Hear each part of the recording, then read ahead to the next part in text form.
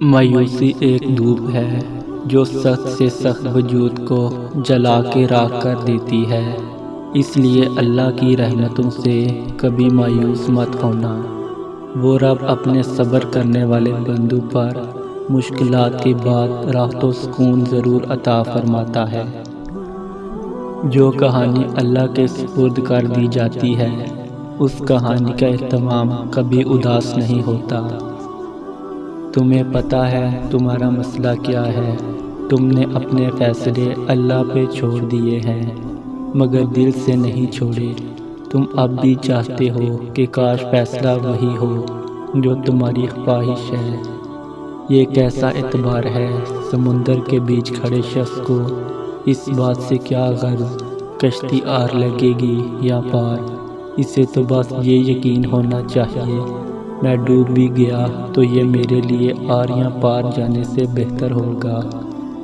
یہی تو اعتبار کا امتحان ہے۔ اللہ جتنی محبت اپنے بندے سے کرتا ہے وہ آپ کے گمان سے بھی آگے ہے۔ ہم صرف وہ دیکھتے ہیں جو ظاہری خوبصورت ہے، جبکہ اللہ یہ بھی جانتا ہے آپ کے لیے کیا خوبصورت ہے۔ یقین کرو جس دن اس اعتبار پہ فیصلہ اللہ پہ چھوڑو گے کہ جو بھی ہوا میرے لیے وہی بہترین ہوگا، اس دن نہ صرف آپ بے چینی سے نکل آئیں گے بلکہ فیصلہ آپ کے یقین سے زیادہ بہترین ہوگا، کیونکہ اللہ ساری دنیا اور لوگوں کے دلوں سمیت ان کی سوچ کے روح تک بدلنے پہ قادر ہے۔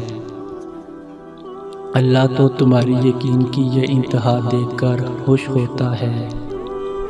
کبھی کبھی سوچتا ہوں سجدہ نہ ہوتا تو انسان کا کیا ہوتا۔